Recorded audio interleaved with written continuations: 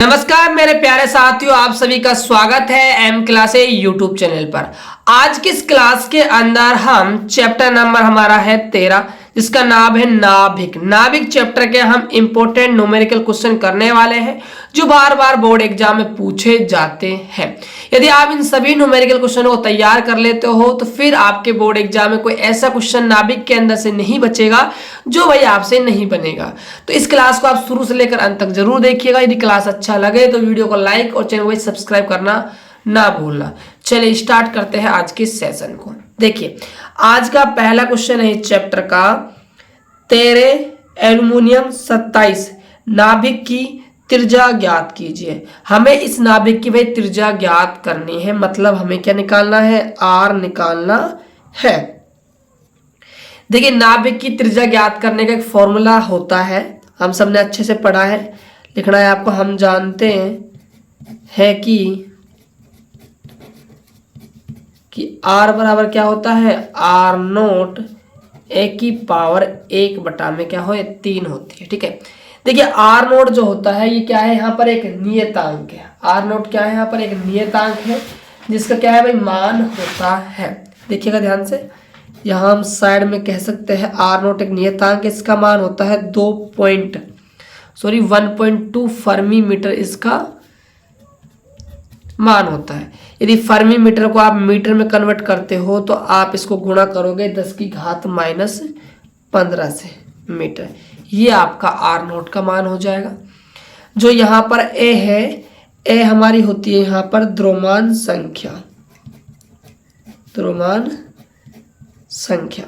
अब यहाँ पर द्रव्यमान संख्या कितनी है, देखिए जो सर पे होता है, जो कहाँ पर होता है, सर पर होता है, वो हमारी द्रव्यमान संख्या होती है, वो हमारा क्या है, भार होता है। कितना है, 27, राइट। अब इन मानों को आप सिर्फ फॉर्मूले में रखिए, आपका आंसर आ जाएगा। आर बराबर आर नोट 1.2 इंटू 10⁻⁻15, 27 का मान पावर है 1/3, यहाँ से 1.2। चलिए इसको भी हम फर्मी में रहने देते हैं, फर्मी, चलो गुणा में लिख देते हैं एक बार, है ना, गुणा 10⁻⁻15। 27 को हम क्या कह सकते हैं भाई, 3 की power 3, power 1/3। R equal to 1.2 into 10⁻⁻15 into, देखिए जब घात से घात गुणा होती है तो घातें क्या है भाई आपस में कैंसिल आउट हो जाती है। तो 3 से आपका 3 कट जाएगा, यहाँ सिर्फ क्या बचेगा, 3 बचेगा। इस 3 को हम 1.2 से गुणा करेंगे तो यहाँ से 3 पॉइंट क्या आएगा, 6 गुणा 10⁻⁻15।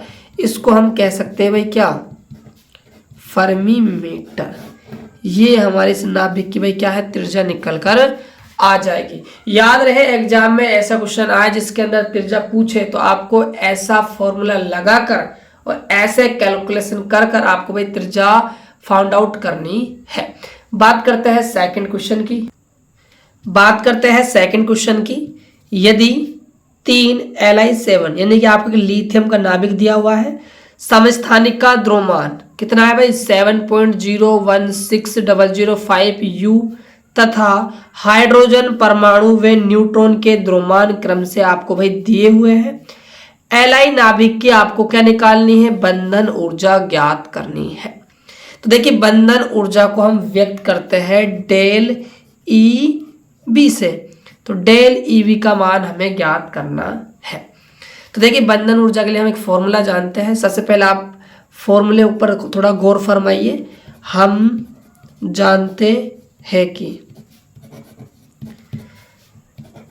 डेल ईवी बराबर होता है, जेड है हमारा भाई परमाणु क्रमांक, इससे गुणा होता है प्रोटॉन का द्रव्यमान, प्लस ए माइनस जेड, यह है न्यूट्रॉनों की संख्या, और इससे गुणा होता है भाई न्यूट्रॉन का द्रव्यमान, माइनस कैपिटल एम है नाभिक का द्रव्यमान, और यहाँ पर है c², c है हमारी प्रकाश की चाल। ये हमारे पास भाई फॉर्मूला होता है। अब देखिए हमें इन सब का वैल्यू निकालना होगा, तभी हमारा क्या है भाई बंधन ऊर्जा निकल कर आएगी। बात करते हैं जेड की, जेड है हमारा परमाणु क्रमांक, तो कितना है भाई जेड का मान 3 है, तो यहाँ पर हम 3 कर देंगे।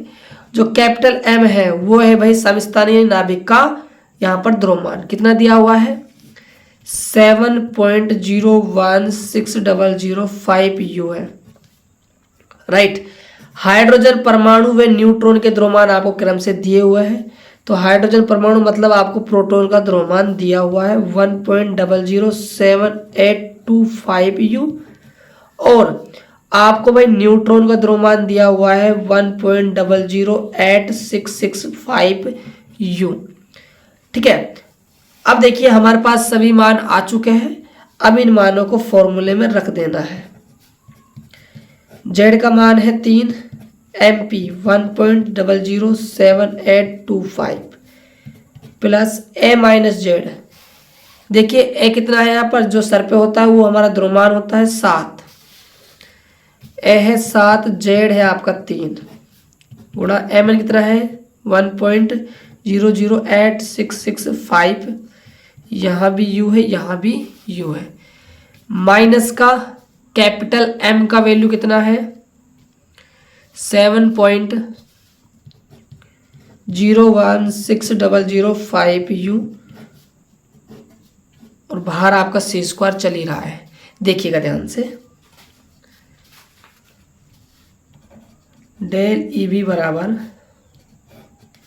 देखिए जब आप इस संख्या को 3 से क्या है भाई मल्टीप्लाई करते हो तो आपको यहाँ से मिलेगा 3.023475, राइट।